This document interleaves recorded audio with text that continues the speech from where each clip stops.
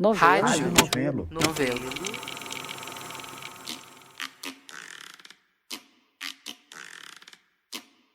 Bem-vindo ao Rádio Novelo Apresenta. Eu sou a Branca Viana. Essa semana no Apresenta, a gente tem duas histórias sobre experiências desconcertantes. A experiência de se ver do outro lado da trincheira onde você estava e de ter que lidar com isso. No nosso primeiro ato de hoje, a única certeza é uma trilha sonora. Essa história é do Evandro Cruz Silva.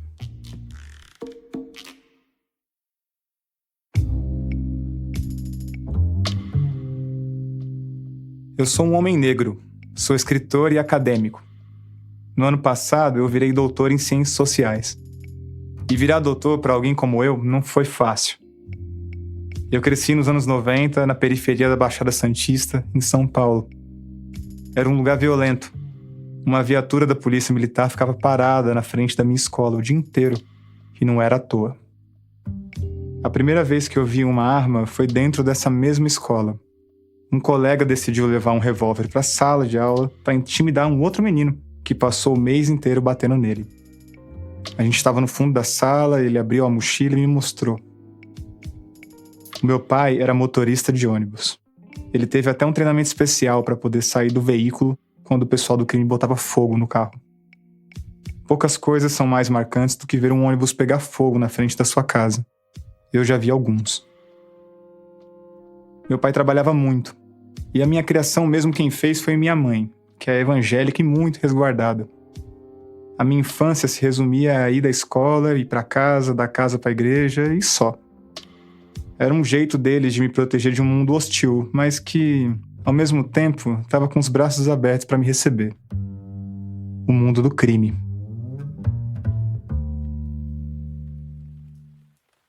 Eu comecei a entender mesmo esse mundo do crime, ao meu redor, quando eu tinha uns 12 anos. Foi nessa época que eu conheci os Racionais. Eu lembro de ouvir o álbum Nada Como Um Dia Após o Outro Dia no toca-CD do Golzinho Cinza que meu pai tinha. Benção, mãe. Estamos iniciando nossas transmissões. Depois eu ouvi o Sobrevivendo no Inferno, que é um pouco mais antigo. Nesse disco, no Sobrevivendo no Inferno, tem uma música que ia me acompanhar, quase que me perseguir até hoje. Capítulo 4, versículo 3. Até hoje eu consigo citar cada verso dos 8 minutos e 7 segundos dessa música.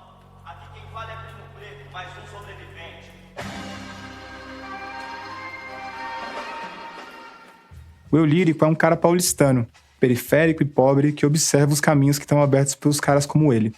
O da pobreza, o do crime, o do vício. Mas ele, o eu lírico, se recusa a cair em cilado. É uma crônica sobre transferir parte desse fardo que o narrador carrega para outras pessoas. Sobre como fazer com que outras pessoas também se incomodem com o que ele passa. Como um ataque cardíaco do verso, violentamente pacífico, verídico, vim pra sabotar seu raciocínio, vim pra abalar seu sistema nervoso e sanguíneo.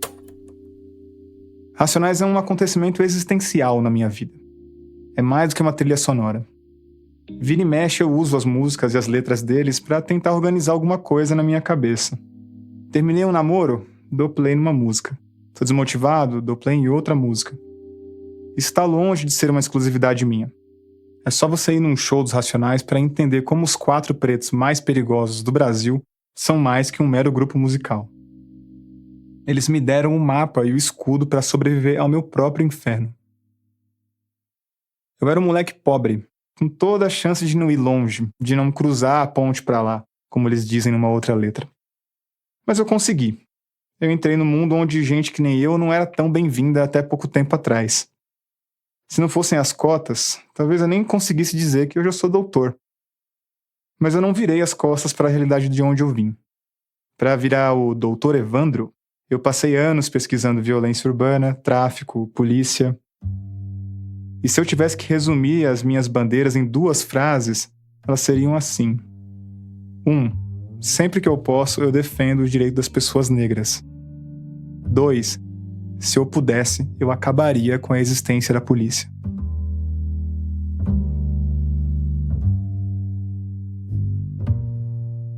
Eu tentei seguir o que o Brau cantou, dividir parte do meu incômodo. E em vez de julgar quem sucumbiu na realidade que eu cresci, eu dediquei minha vida acadêmica a entender essas pessoas. E aí talvez more um conflito que é meu, mas também é de muita gente. Eu escuto Racionais para pensar nas situações que as letras cantam, mas eu nunca vivi essas situações. Eu estudo periferia urbana para tentar entender esses modos de vida, mas eu não sou mais uma pessoa pobre e periférica. E eu não tinha sacado que esse jogo de perspectivas, essa relação de pertencimento e distância, eu não tinha sacado o que tudo isso significava até eu me ver numa encruzilhada. Até o meu discurso, o discurso de um acadêmico negro, antirracista, abolicionista penal, ser colocado à prova. Aconteceu em janeiro do ano passado, 2023. Foi tudo muito rápido. Eu estava esperando um Uber, eram umas 10 da manhã. Quando eu me dei conta, tinha um moleque apontando uma arma para minha cabeça. Era um moleque muito preto e muito magro, com uma cicatriz no pescoço. Era um revólver calibre 38, preto, velho, bem enferrujado. Eu sei disso porque talvez eu nunca tenha prestado tanta atenção no objeto. Ele chacoalhava aquela arma na minha frente e gritava: a mochila, o celular, o relógio. Eu pisquei e eu estava no meio de uma briga com o garoto. Sem pensar direito, eu empurrei ele e tentei acertar um soco. Foi patético. Eu não sei brigar, eu não sou um cara violento. Mas naquela hora eu reagi com ódio. Ódio daquele garoto e da atitude dele. Uma vontade sincera de proteger os meus pertences, mas também de socar ele, de fazer ele pagar por alguma coisa que até hoje eu não sei muito bem o que é. Uma espécie de desejo difuso por vingança. A gente ficou uns segundos, talvez um minuto, nesse vai e não vai. Eu não querendo entregar minhas coisas, ele não querendo atirar. E aí ele arrancou as minhas coisas e saiu correndo. Levou meu celular, o meu relógio e a carteira com os meus documentos. O celular eu tinha comprado depois de 1 ano de economia. O relógio era presente do meu pai. De jeitos diferentes, esses 2 objetos tinham muito valor para mim. Mas eu ainda não consigo entender como é que eu quase causei minha própria morte por causa de um celular e de um relógio. Talvez você que está me ouvindo já tenha passado por uma situação parecida. Todo dia, milhares de pessoas são roubadas no Brasil. E ninguém sabe muito bem como é que vai reagir. Mas o que me interessa aqui é o que veio um pouco depois. Eu acho que o que ocupa a nossa cabeça no momento pós-violência diz muito sobre quem a gente é e o que esse tipo de situação representa pra gente. Eu já ouvi de tudo. De gente que pensou na mãe depois de um assalto, de gente que pensou na morte, de gente que pensou em nada, só caiu num choro desesperado. Eu pensei em 2 coisas. Primeiro, na música capítulo 4, versículo 3, dos Racionais.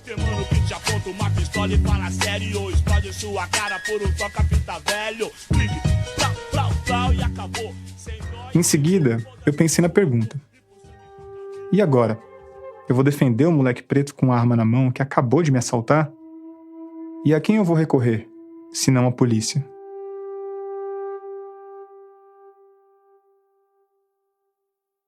O Mano Brown não tinha cantado o que fazer quando um cara igual a você, da sua cor, te assalta e você não morre na ponta do cano. Ele até fala de um cara que é assaltado no rap e que não morre. Só que eu não queria acreditar de jeito nenhum que eu era esse cara. Playboy forgado de brinco, trouxa, roubado dentro do carro na Avenida Rebouça. Eu era um playboy forgado. Era nisso que eu conseguia pensar, sentado na delegacia, esperando para ser atendido. O assalto aconteceu em Salvador, a cidade mais negra do planeta fora do continente africano, que também é a capital do estado que tem uma das polícias que mais mata no Brasil. Foi na esquina de uma dessas ladeiras muito íngremes nos arredores do Pelourinho, não muito longe de onde eu estava hospedado. Se eu não precisasse das minhas coisas para seguir viagem, principalmente do meu documento, talvez eu nem tivesse ido para a delegacia, mas lá estava eu. Eu registrei o boletim de ocorrência na Deltour, uma delegacia da Polícia Civil especializada em crimes contra turistas, o que deixava a diferença entre criminoso e vítima ainda mais gritante. Um casal de chineses estava lá porque eles tinham perdido os iPhones num Uber. Eu via ali a polícia trabalhando com um senso de urgência que é difícil de encontrar em outros lugares. Não só um policial civil foi escalado apenas para encontrar o Uber onde o casal tinha perdido os iPhones, como atribuíram também um policial militar exclusivo para mim. Era um cara nervoso, esbaforido. Acho que era Augusto o nome dele. Ele prometeu que ia caçar o moleque. Disse alguma coisa do tipo: essa raça é uma desgraça. Vamos caçar. Quando a escrivã de polícia me perguntou com qual raça e cor eu me declarava, eu respondi negro. Quando ela me pediu uma descrição do assaltante, eu falei negro.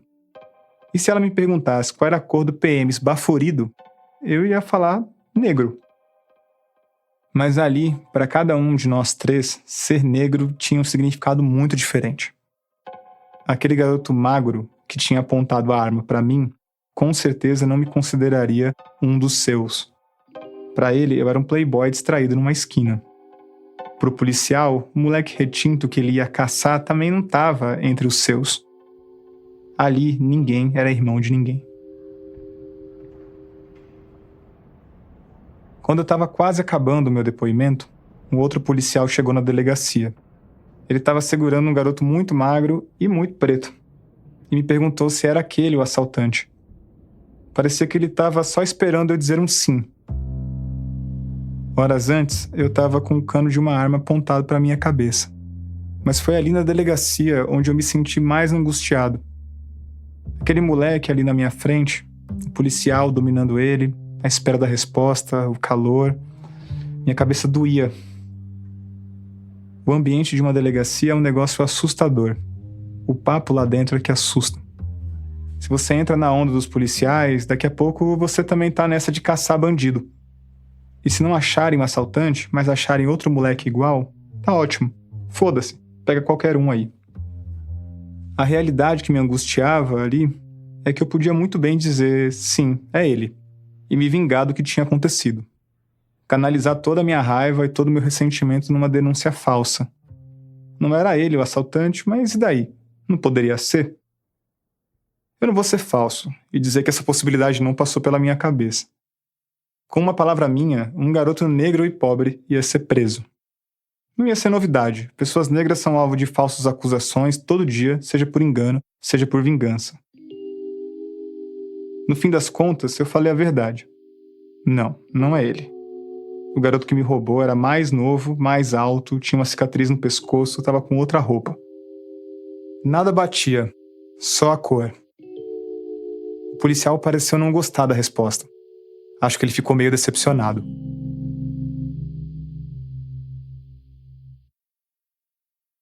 Depois do assalto, eu fiquei paranoico.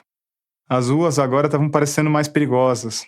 Eu comecei a me assustar com a presença de pessoas desconhecidas, pretas ou pobres. E aí, eu e minha companheira decidimos pegar as nossas coisas e procurar um hotel em outra parte de Salvador. E a gente acabou se mudando para um lugar que, na verdade, nem parece a mesma cidade. A Barra. Um bairro umas 10 vezes mais branco e mais elitizado do que a gente estava antes. Eu me senti patético. Como se o assalto e tudo o que aconteceu depois tivessem revelado uma coisa vergonhosa. Que eu era, na verdade, mais classe média do que negro. Parecia que eu não tinha entendido nada direito. Racionais, Angela Davis, Abdias do Nascimento, Fanon, nada. Nada do que eu tinha estudado ia me salvar da armadilha de agir como classe média que eu tanto critico. Aquele moleque preto com uma arma na mão era meu inimigo de classe, mesmo que eu visse ele como um dos meus. O que acontece quando pessoas negras ascendem e viram potenciais alvos da violência urbana? O que acontece quando você vira parte de uma classe de consumo e agora tem o que perder? O que acontece quando você mora num país que coloca pessoas negras contra pessoas negras? Um dia um PM negro veio me embaçar e disse pra eu me pôr no meu lugar. Eu vejo humano nessas condições, não dá. Será assim que eu deveria estar? Irmão, o demônio... Muita coisa mudou desde 1997, desde o lançamento de capítulo 4, versículo 3. Acho que a maior mudança foi o surgimento de uma geração que saiu das periferias, se formou nas melhores faculdades do país e agora tenta criar uma classe média negra. Na música, fala que só 2% dos alunos das universidades brasileiras eram negros. Hoje, praticamente metade dos estudantes são. E eu, naquela esquina, era um deles.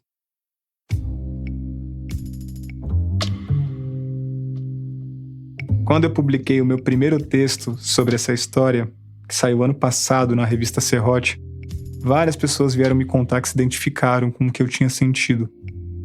Pessoas que tinham vindo da periferia e agora se sentem meio deslocadas na classe média. Gente que foi assaltado e ficou com ódio e culpa ao mesmo tempo. Gente que se constrange ao visitar a família e perceber que tá ganhando melhor do que todo mundo ali. Mas eu sabia que escrever aquele texto também era meio perigoso, assim como contar essa história que eu tô te contando aqui. Eu sabia que essa conversa podia pegar mal pra mim. Eu sabia que ia ter gente branca comentando alguma coisa do tipo: putz, você escreveu uma coisa que eu pensava, mas nunca tinha coragem de falar. Como se eu tivesse revelado o grande segredo, de que as pessoas negras também têm conflitos entre si. Ou como se minha experiência fosse um sinal de falência das políticas de identificação, já que era um preto contra outro. Eu já imaginava que as minhas reflexões iam causar certo rebuliço até dentro da minha família, porque sim, tem policiais na minha família. E eles sabem que eu sou um abolicionista penal, que eu acho que a polícia tem que acabar. Quando meu cunhado leu o texto na revista, ele ficou maravilhado. Para ele, é como se o meu relato fosse uma prova da necessidade da polícia. Ah, não gosta da polícia? Vai lá, chama o Batman para te socorrer agora. Um clássico. O engraçado é que nenhuma das duas interpretações, a da falência da identificação e a da necessidade da polícia, nenhuma delas se sustenta. Porque nem o policial resolveu meu problema e nem o garoto me assaltou porque eu sou negro. Mas não, permaneço vivo, prossigo a mística. 27 anos, contrariando a estatística. Permaneço vivo, prossigo a mística. 27 anos, contrariando a estatística. No meu caso, 31 anos. Mas eu não posso afirmar que aquele garoto, aquele que me assaltou, vai ter a mesma oportunidade de não morrer violentamente, de não ser massacrado pela polícia, de sobreviver no inferno. É verdade que essa minha história não vem com uma resolução. Eu aponto para dilemas que eu mesmo não sei responder. E eu sinto que os caras dos Racionais fazem isso também. As músicas deles levantam um monte de perguntas difíceis toda hora. E tem uma coisa bonita nessa naturalidade com a irresolução.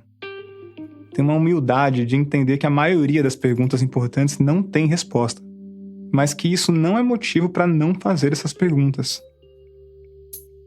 Como é que faz para ter dinheiro sem cair numa armadilha de classe? Sem cair na ideologia da polícia? Como é que faz para continuar sendo feliz e esperançoso num mundo que é violento contra você? Eu não acho que existe resposta para essas perguntas. O único jeito é prosseguir a mística. Continuar escrevendo, sobreviver no inferno, um dia após o outro dia. Latino-americano apoiado por mais de 50 mil humanos. Efeito colateral que o seu sistema fez. Racionais, capítulo 4, versículo 3. Esse foi o Evandro Cruz Silva, colaborador da Novelo. No segundo ato do episódio de hoje, não tem arma em punho, mas tem uma pessoa apontando uma câmera para outra, que é um instrumento que parece menos ameaçador, mas pode ser tão perigoso quanto. Essa história é sobre alguém que passou de um lado da câmera para o outro, com consequências para o cinema mundial. Quem conta é a Carol Pires. Em meados de 2023, eu estava em Boa Vista, em Roraima, e tinha combinado de encontrar com um cineasta que eu só tinha conversado antes pelas redes sociais. Ele me disse que ia estar dando uma oficina de audiovisual e que eu podia passar por lá. Entendeu? É só pegar a pasta e jogar. Às vezes ele não acha que é. Eu cheguei no meio da aula. Ele e o outro professor estavam ensinando um grupo de jovens indígenas a usar um programa de edição para montar um filme com imagens que eles tinham gravado pela cidade. A gente ainda estava só aprendendo, a gente não quer colocar na nossa linha do tempo. Então a gente não vai utilizar. Essa é a voz do cineasta Pedro Portela, mas não foi ele que eu fui encontrar. Para explicar os conceitos da edição, nesse caso, como arrastar as mídias para a timeline, o Pedro estava usando metáforas. Na nossa roça, na nossa mutuá, a gente vai colocar só a maniva madura, a fruta, a banana madura. Daí essas instruções eram traduzidas para outra língua, o Yanomami. Esse é o Morzaniel. Foi ele que eu fui conhecer. Bom, meu nome é Morzaniel Iramari Aranaditeiro. Eu sou lá da região de Menin, lá do Amazonas. Sou cineasta Yanomami. Eu tenho 43 anos ainda, não sei. Eu não conto a idade. Você não conta a idade? Conta a idade, não. Nem o que é idade. O Morzaniel cresceu entendendo o tempo de outra forma, mais cíclica do que linear. Além de cineasta, ele é tradutor de línguas, de mundos e de tecnologias, que ele próprio, quando tinha a idade dos alunos dele, também não conhecia. Me conta aquela história de quando foi a primeira vez que você viu uma câmera. Quando eu vi a primeira vez câmera, que as pessoas vinham para fazer uma gravação do Davi. Davi é o Davi Copenaua, xamã Yanomami. E nos anos 80, quando o Morzaniel era criança, o Davi estava virando um porta-voz da comunidade. Jornalista, repórter, chegavam muito. E aí que eu comecei a encontrar câmera. Nessa primeira vez que você viu câmera, quando eles foram gravar o Davi, o que você achou que era aquilo? Eu achava que eles iam fazer um tratamento, tipo assim, máquina, como um hospital. O Morzaniel lembrou de uma estrangeira que teve na aldeia. Ele viu a mulher se aproximando de um homem mais velho, segurando aquela máquina na mão. Um idoso, ele estava doente, gritando.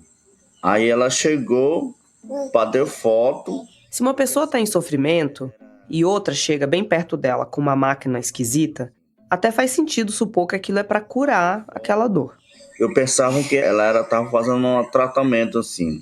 Depois que eu descobri, era fotografia, entendeu? O território Yanomami atravessa a fronteira do Brasil com a Venezuela. Eles são um dos maiores grupos indígenas da América do Sul. Hoje, com mais de 35 mil pessoas.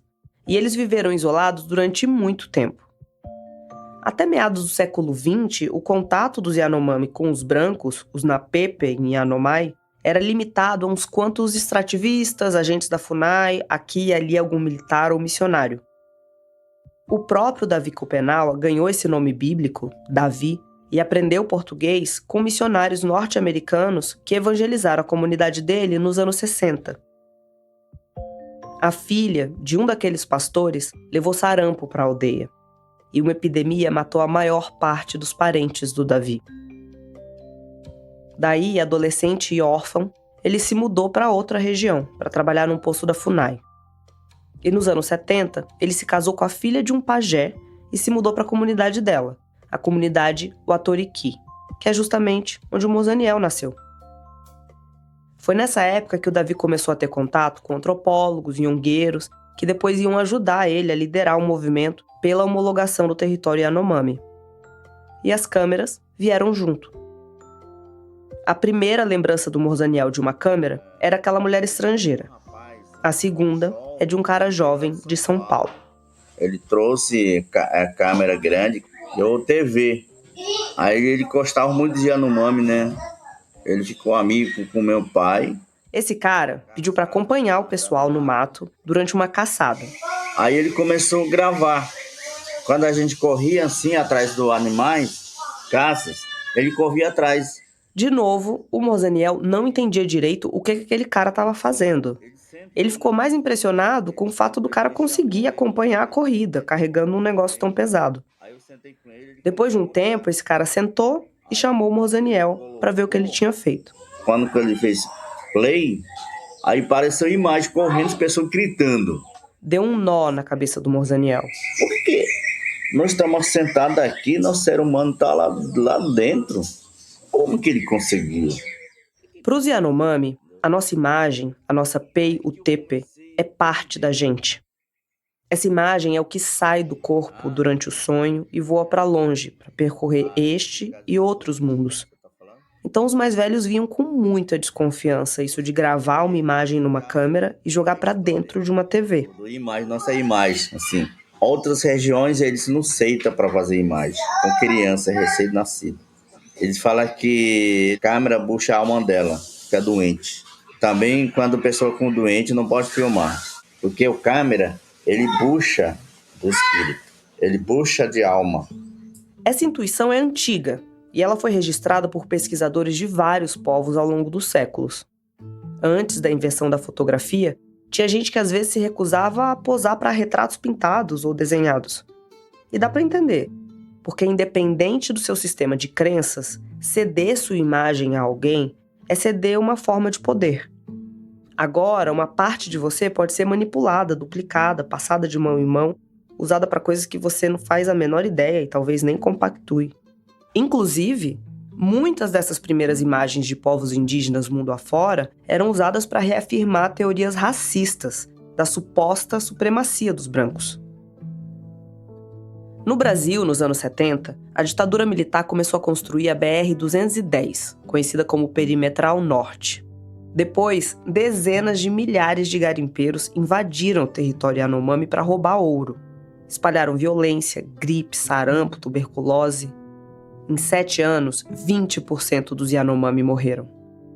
Foi nessa época que o Davi Copenau entendeu que ele precisava deixar que capturassem a imagem dele, para que ela chegasse a quem podia ajudar.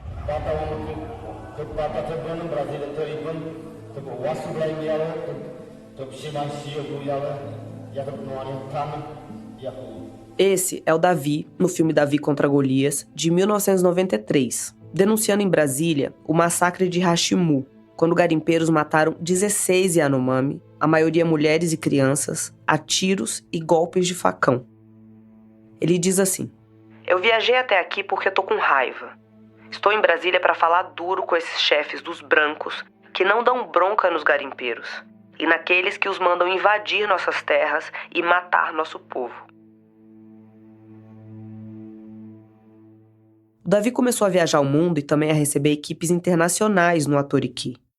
E lá estava o Morzaniel, tentando entender tudo aquilo.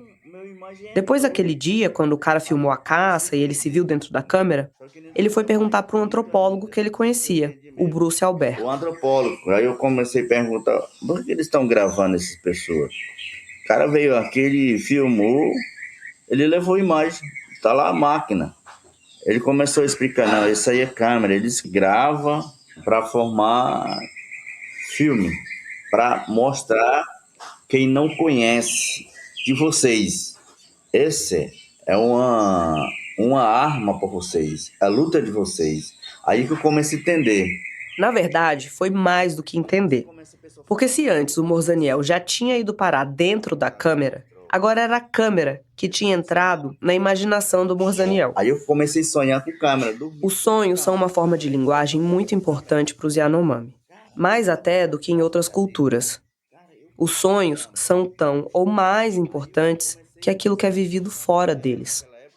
Eles trazem mensagens, apontam cuidados, caminhos. E os sonhos do Morzaniel começaram a ficar monotemáticos. Dormir, sono, câmera.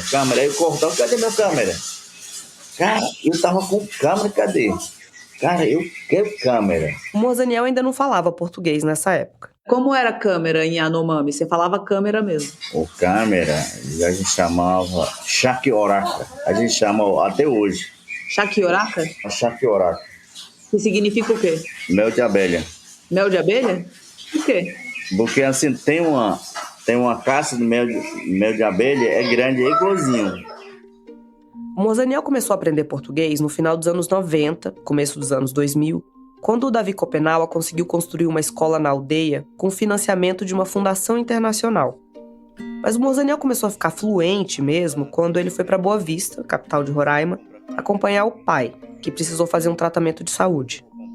Na cidade, uma pesquisadora, ele já não lembra o nome dela, deu uma câmera fotográfica de presente para ele. Aí eu comecei a mexer. Ele saiu por Boa Vista fora, tirando foto de tudo que desse na telha. E quando ele revelou as primeiras imagens, a experiência foi arrebatadora. Aí eu comecei a pensar, puta, como que eu tirei? Aí eu comecei a sentir muito como, tipo, saudade com mulher. Você se apaixonou pela câmera igual você se apaixona por mulher? Com mulher. Aí eu senti saudade, assim, com câmera, entendeu? Muito. Você tinha namorada nessa época? Não? Não. Então ela não tinha namorada pra ficar com ciúmes da câmera? Não. Na escola, quando perguntavam o que ele queria ser, professor, médico, advogado, ele sempre dizia fotógrafo. Só que esse plano de carreira não estava exatamente acessível para ele.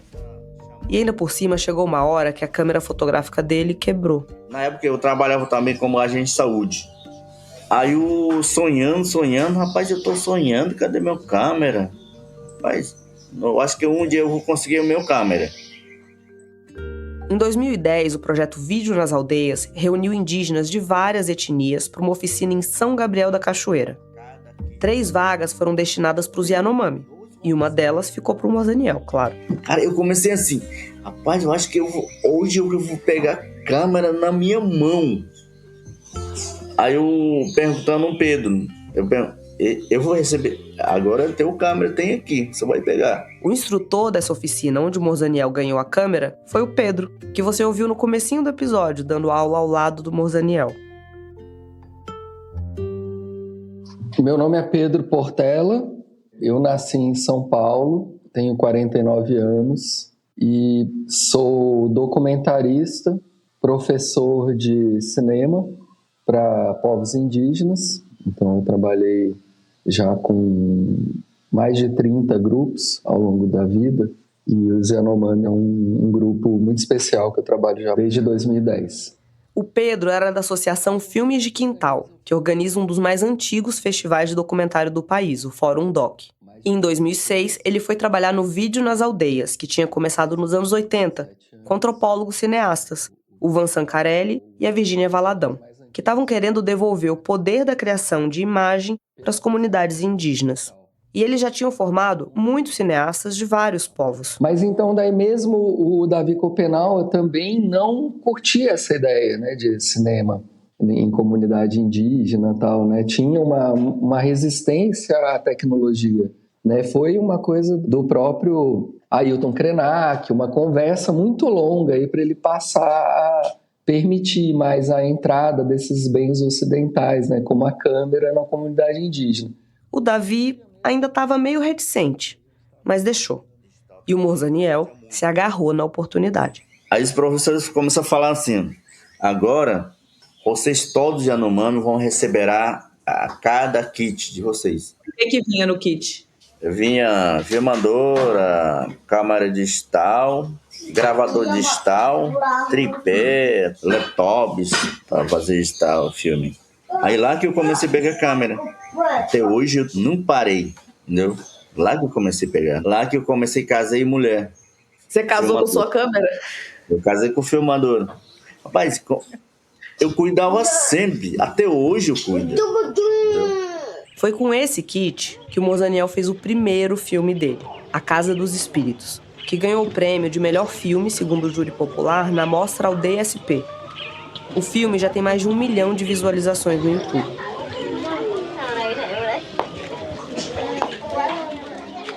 A Casa dos Espíritos mostra cenas do cotidiano da comunidade Watoriki. Uma mulher rala mandioca, um homem prepara açaí, uns jovens se pintam, as crianças correm atrás dos mais velhos. Só que, assim, primeiro Casa do Espírito, eu não tinha, assim, história, entendeu? Eu peguei câmera, recebi câmera, eu fui pra aldeia. Não sabia o que era plano, roteiro, não sabia. Eu só tinha minha ideia, que o jeito para mim filmar, que é jeito a gente faz no aldeia, entendeu? Eu fiquei pensando nesse jeito de filmar. Você já deve ter visto algum documentário ou reportagem de uma aldeia indígena, seja Yanomami ou de outro povo. A palavra Yano, na língua destes índios, quer dizer casa. São imagens capturadas de fora para fora. E o Mozaniel queria fazer o contrário. Acordar, levantar, os parentes levantar para fazer caçada, dança e tal. Eu entrava no meio. Na cena final, uma liderança importante, o Justino, fala dos rituais de quando ele era jovem.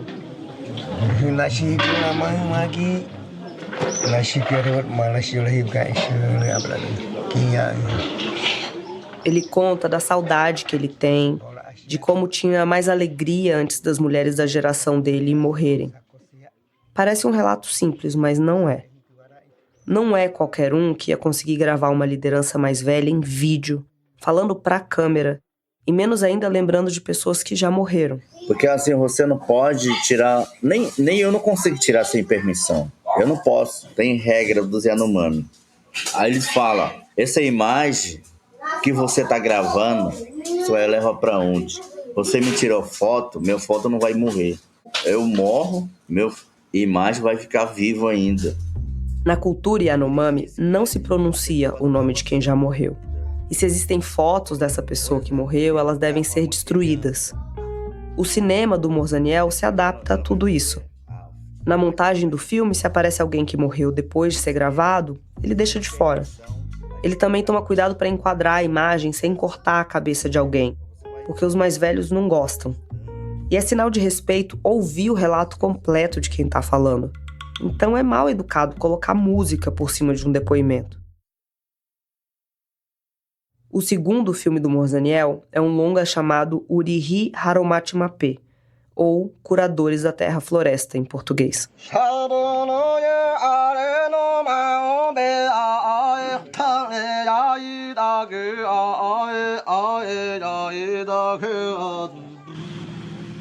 O filme começa com a Amazônia vista de cima.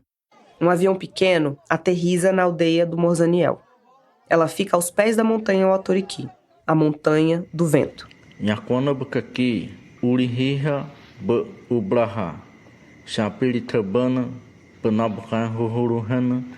No começo do filme, um grupo de Yanomami está procurando pela mata uma árvore, chamada Yacoana-Ri. Dessa árvore, eles tiram uma casca. Da casca queimada, eles tiram uma seiva. E dessa seiva, eles fazem uma mistura com folha de macharrará, que é a base de um rapé. É um pó que, inalado, tem um efeito alucinógeno. Na cosmologia Yanomami, é um alimento para os Chapiri, os espíritos da floresta. Quem está explicando tudo isso sem aparecer na tela é o Davi Copenau.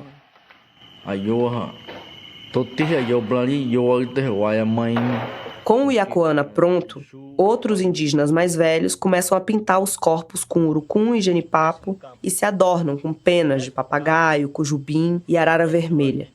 Eles cheiram o rapé e começam a fazer um ritual. E nós, povo indígena Yanomami, então eu queria que vocês conhecessem, eu queria que vocês ouvissem e acreditar para você também aproximar, para a gente trabalhar junto, para curar, nós cura a doença da floresta. Esse é um encontro com 37 xamãs que o Davi convocou para curar a terra-floresta e impedir o que ele chama de a queda do céu. Os xamãs vão, um a um, ao centro da roda e fazem uma dança, imitam os movimentos de animais da floresta, eu não sei bem como explicar. E nem o Morzaniel dá explicações no filme. Desse mesmo encontro, outros 2 diretores, o Leandro Lima e a Gisele Mota, fizeram o filme Chapiri. É um filme bonito de experiência de linguagem. A montagem joga com efeitos visuais, distorções de luz, cor, velocidade das imagens e muitas sobreposições de som.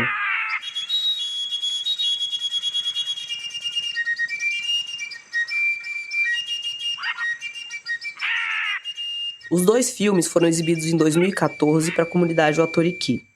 Primeiro, o filme não indígena. Aí quando eles colocaram o filme, né? Você fala, caramba, cadê? Nós estamos. Só tem estranho ali, parece que eu sou bêbado, sonhando. Isso não é verdade, não. Os caras fizeram errado. Eles estão usando a imagem deles, pensamento deles, não é a nossa pensamento, não. Então desliga. Aí depois, né, eles pediram. Agora a gente quer assistir filme do Morzaniel. Não é do Napa, não. Ele chama Napa, não. Homem branco, Napa. Uma coisa que o pessoal podia ter feito, entre aspas, errado, é que eles sobrepuseram danças e cantos dos xamãs. Mas a imagem mostra um deles representando o movimento de um animal E o som que cobre a imagem é de outro momento, de outro animal.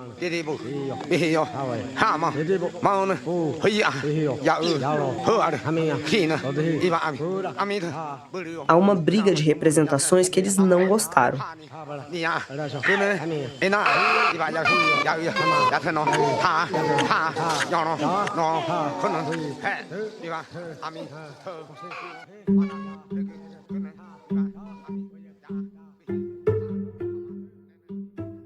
Cinema é uma combinação de imagens no tempo, né? E na cosmologia Yanomami, imagem e tempo são entendidos de outro jeito. Então faz sentido que eles gostassem mais do filme do Morzaniel, com poucos cortes, nenhum efeito, falas longas, no tempo que o tempo tem. O Curadores da Terra Floresta é um filme de arte, porque ele compreende que a arte Yanomami são os movimentos dos corpos, são os gestos, são as expressões faciais. Quando o Morzaniel está vendo um olhar que se lança para cima de um xamã, ele está filmando o vazio, ele está filmando o nada, está filmando o espírito do nada. Quando ele vê um espírito cruzando as mãos para cima, ele está vendo uma lua cheia. Ele consegue fazer essa tradução que é xamânica, que é uma habilidade de filmar o invisível, que só um cineasta Yanomami poderia ter, narrando essa verdade do próprio povo. Com o meu repertório de jornalista, eu diria que o Morzaniel tem muita técnica de reportagem, muito conhecimento sobre o meio que ele está retratando e muito acesso às fontes. Mas é inegável que ele tem muito talento também. Talento de cineasta. Não é um talento que também nasceu lapidado, nada disso, né?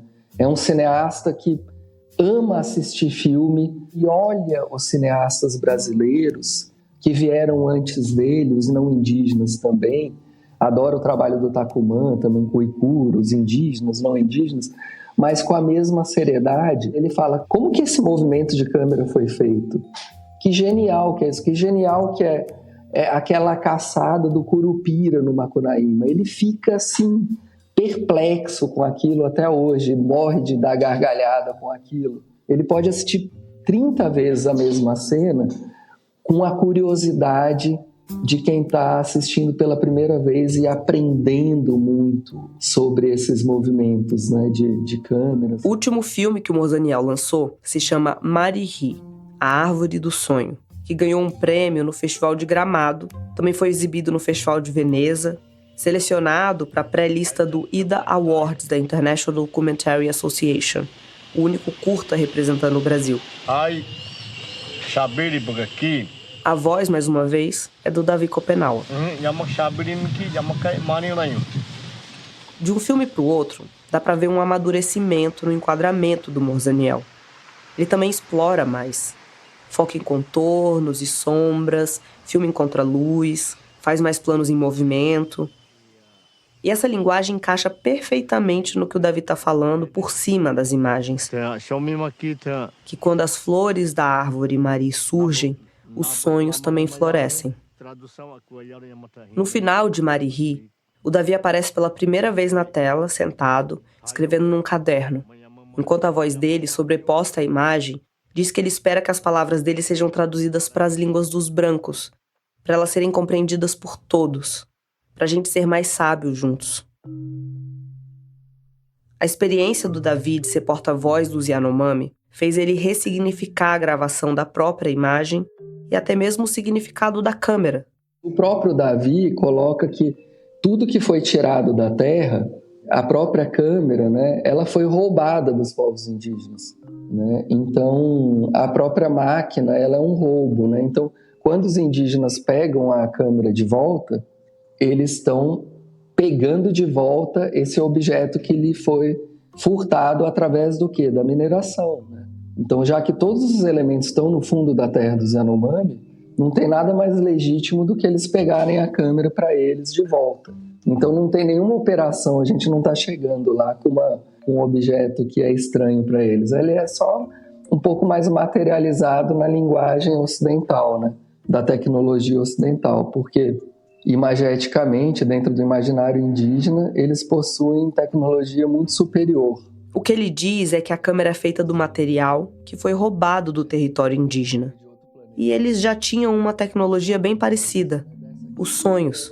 Esse percurso da câmera, de filmar em todos os lugares do mundo, transitar pela floresta, os Chapiri, os xamãs já fazem, por exemplo, em sonho, quando eles vagam durante a noite. Então não tem novidade nenhuma para eles, né? Eles podem até bocejar contando essa história, né? De que um drone, por exemplo, é uma coisa super simples, é um objeto primário perto da capacidade mágica de um xamã voar para muito mais longe. Já faz tempo que o Morzaniel entendeu que a câmera não é um equipamento médico. Mas ele entendeu também que ela pode ser mesmo uma tecnologia de cura. E não é só ele que entendeu isso. O Davi Kopenawa também. Outro dia mesmo, nem tem tanto tempo, a gente estava realizando oficina no Yanomami, agora há pouco tempo, o Davi virou para mim e falou que ele achou muito legal a coisa da câmera. Vocês têm que aprender, a juventude tem que aprender a fazer isso mesmo, direito, igual eu aprendi a contar história, igual a gente aprende a fazer xamanismo, com aquelas metáforas lindas que ele faz. Dá para dizer que o Morzaniel é um tradutor de línguas, de sonhos, de conhecimentos invisíveis e também de gerações. Ele entende a dimensão de um sonho xamânico, o alcance de uma tradição oral repassada por gerações. Mas ele também entende como a captura da imagem pode não necessariamente enfraquecer alguém, mas sim fortalecer o grupo. Como o Davi fala, pode gravar, eu morro, minha imagem continua falando. Que nem eu luto, entendeu? Eu sempre falo com minha filha, não pago minha imagem não queima foto não. Meu imagem você pode assistir aí, entendendo o que eu falava para os não indígenas. Morzaniel, e hoje você já teve quantos alunos? Você já ensinou cinema para quanta gente? 15 pessoas. E você acha que vai sair outro talento igual você? Sim, outro. Minha filha, ela já sabe editar, montar filme, fazer roteiro, fazer filmagem, ela já pode ter foto. E sua filha está com quantos anos? 16. E quantos filhos você tem? 6. Eu casei 2 mulheres. E de alguma delas você gostou mais do que você gosta de câmera? Sim, mas eu gostava com tipo câmera também. Só que é ela que me deixou, entendeu? Ah, por quê? Não sei, porque eu viajava muito. Porque na época, quando eu comecei a fazer oficina, eu não parava não. Eu viajava direto. Passava 1 mês, 2 meses, ela cansou de ficar sozinha. Aí ela desistiu para separar, entendeu? Aí eu separei. Depois eu encontrei o outro de novo. Mesma coisa eu tô fazendo. Eu não tô ficando com ela, eu tô sempre viajando, entendeu? Ou seja, você gosta mais da câmera do que delas, né? Não, mas eu gosto delas também. Com câmera, 2.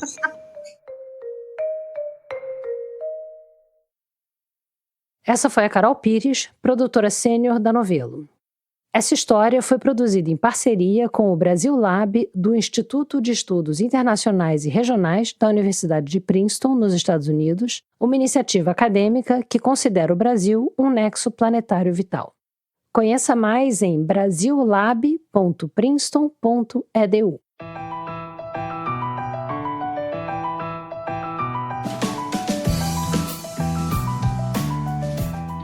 Obrigada por ouvir mais esse episódio do Rádio Novelo Apresenta. Essa semana, no nosso site, tem links para assistir aos primeiros 2 filmes do Morzaniel, Casa dos Espíritos e Curadores da Terra Floresta. Também vamos deixar linkado o ensaio que o Evandro Cruz Silva publicou na revista Serrote sobre a experiência dele. Você pode aproveitar que você está no site para se inscrever e receber a nossa newsletter, que chega toda quinta-feira anunciando o episódio e trazendo dicas culturais escolhidas a dedo pela equipe da Novelo. Na plataforma onde você está ouvindo esse episódio, dá para seguir o Rádio Novelo Apresenta para não perder nenhum episódio.